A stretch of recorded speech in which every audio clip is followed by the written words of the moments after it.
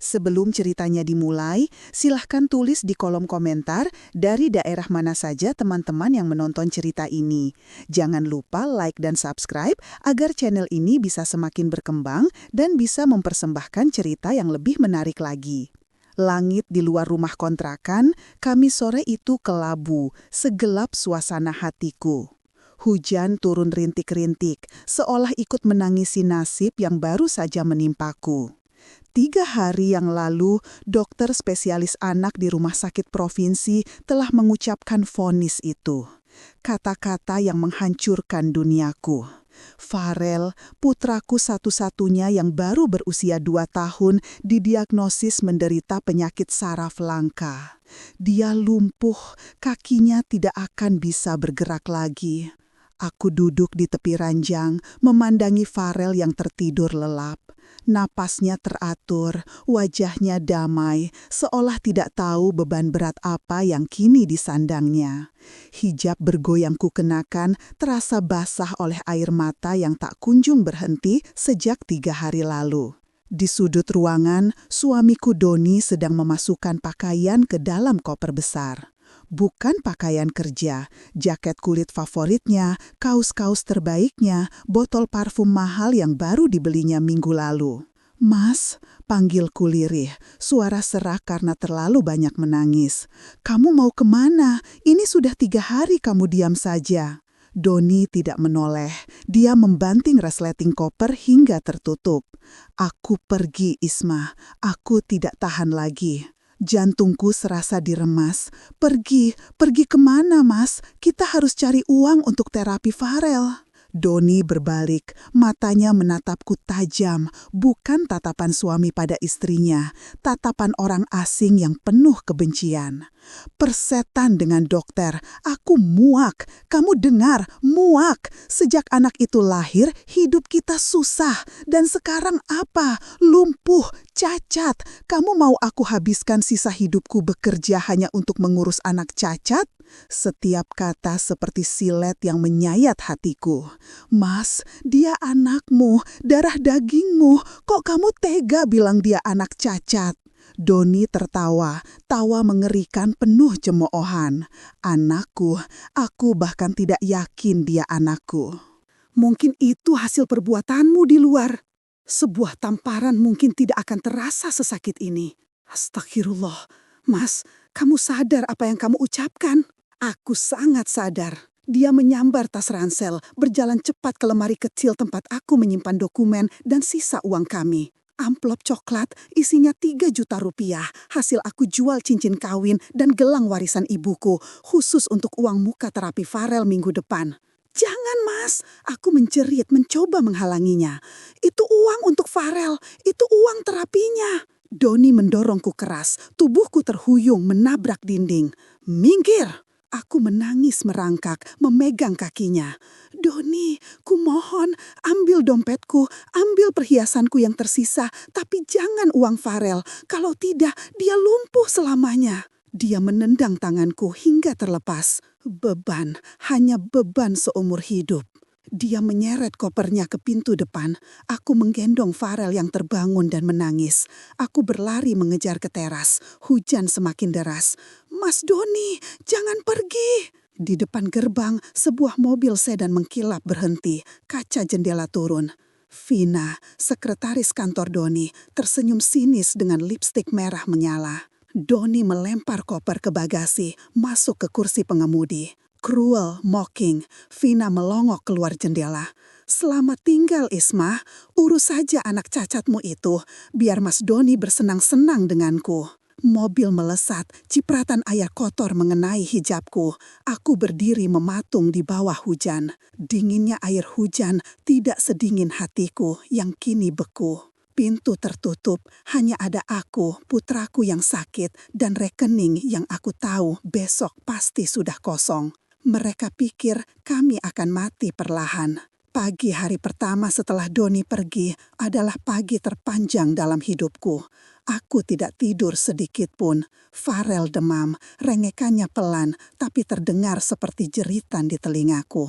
Kulkas kosong, tempat beras kosong, dompetku kosong.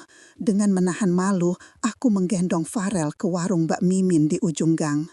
"Mbak, boleh utang, susu formula Farel habis." Mbak Mimin mendengus. "Suamimu mana?" Kabur ya? Bisik-bisik tetangga menusuk seperti jarum. Seminggu neraka, hidup dari utang, dicemooh, diusir dari kontrakan. Sore itu, aku dan Farel resmi jadi tunawisma. Kami duduk di pinggir jalan di samping tumpukan barang rongsok kami. Malam itu, kami tidur di teras musola beralas kardus bekas dari tempat sampah. Tapi aku tidak boleh mati, Farel tidak boleh mati. Keesokan harinya aku bangkit. Aku menitipkan Farel pada nenek penjaga musola. Aku berjalan kaki mencari kerja. Puluhan penolakan.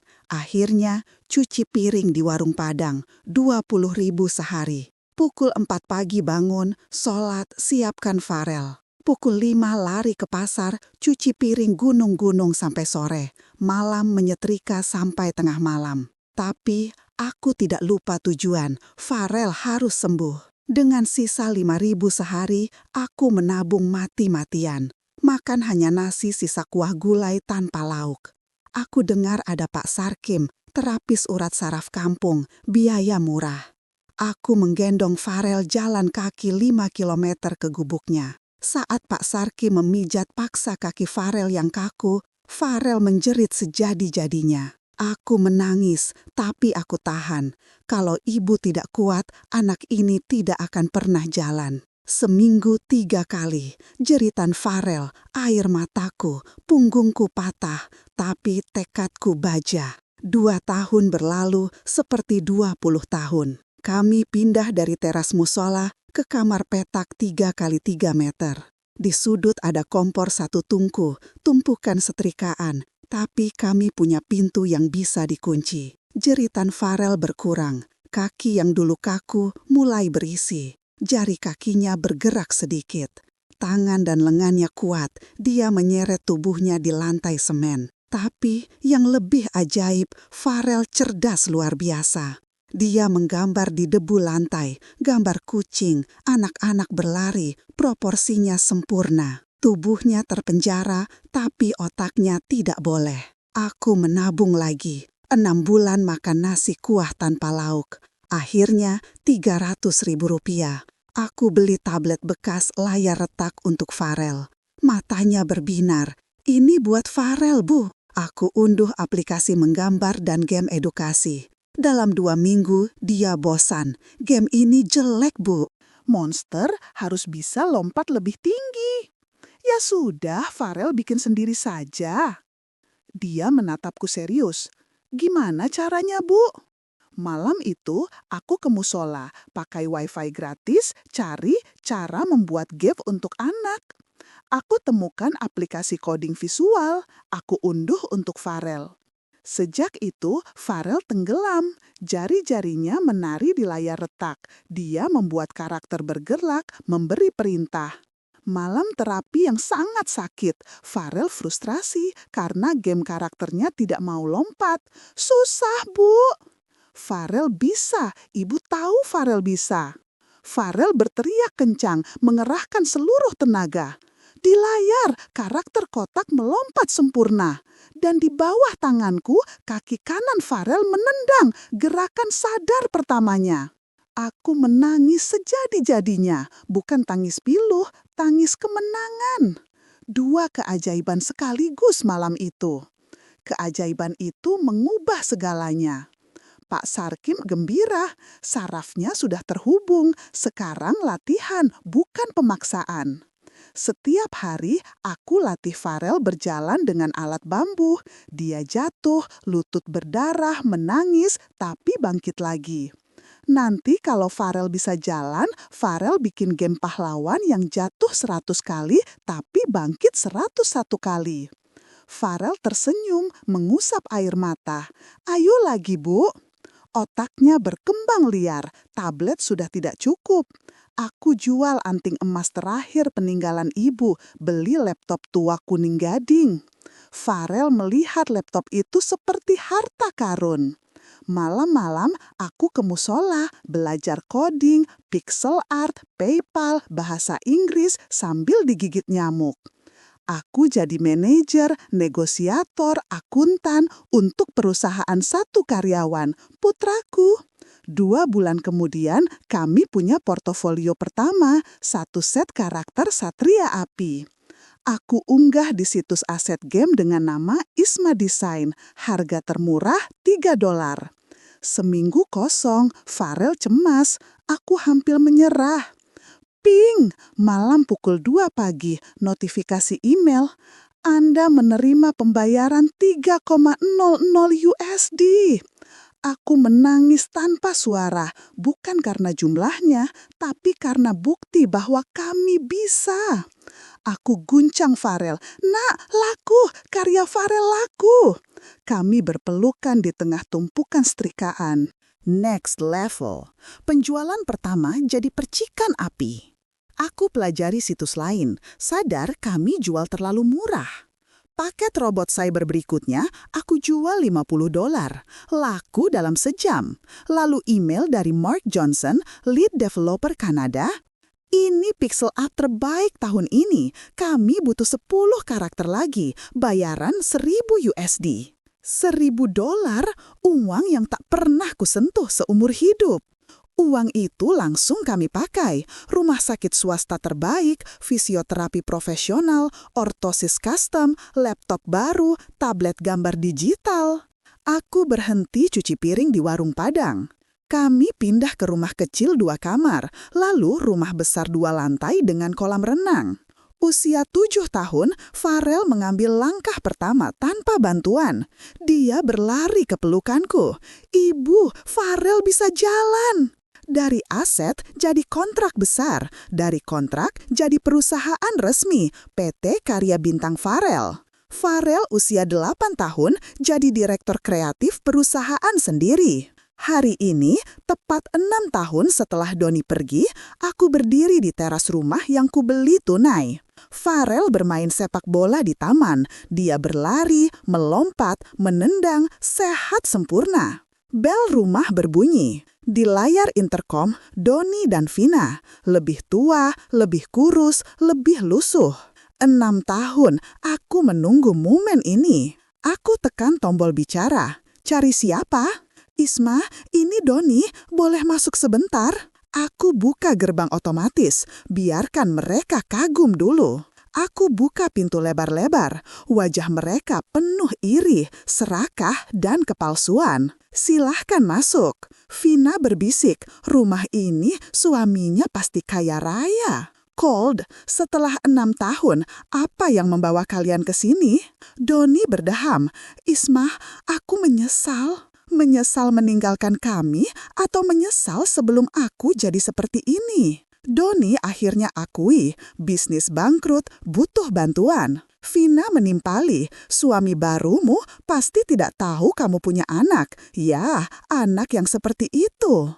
Aku tersenyum dingin. Jadi, kalian datang untuk memeras suami baru 500 juta? Doni tertawa meremehkan. Gimana kabar anak cacat itu? Vina ikut tertawa. Pasti disembunyikan di kamar belakang, kan? Aku tersenyum dingin. Kalian benar-benar ingin bertemu Farel? Aku ajak mereka naik ke lantai 2, ke ruang kerja utama. Pintu terbuka, ruangan futuristik, 3 monitor ultrawide, lampu neon, penghargaan di dinding. Di kursi gaming, seorang anak laki-laki pakai headphone, jari menari di keyboard. Farel. Farel melepas headphone, memutar kursi. Iya bu, ada tamu ya? Doni dan Vina membeku, mulut ternganga. Tidak mungkin. Farel berdiri, berjalan normal menghampiriku, memegang tanganku. Kenapa paman itu marah-marah? Kenapa bibi menangis? Doni ambruk berlutut. Farel, anakku, ayah kembali. Farel menatapnya dingin.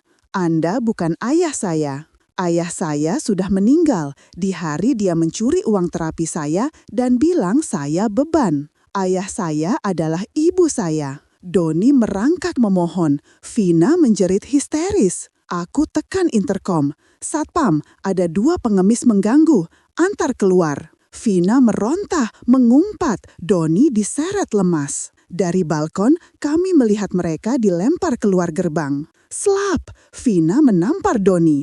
Ini semua salahmu, kita harusnya yang kaya. Gerbang otomatis menutup, memisahkan dunia kami selamanya. Aku dan Farel berpelukan. Bu, game baru Farel tentang ratu pejuang yang melindungi pangerannya dari monster bayangan. Keren kan?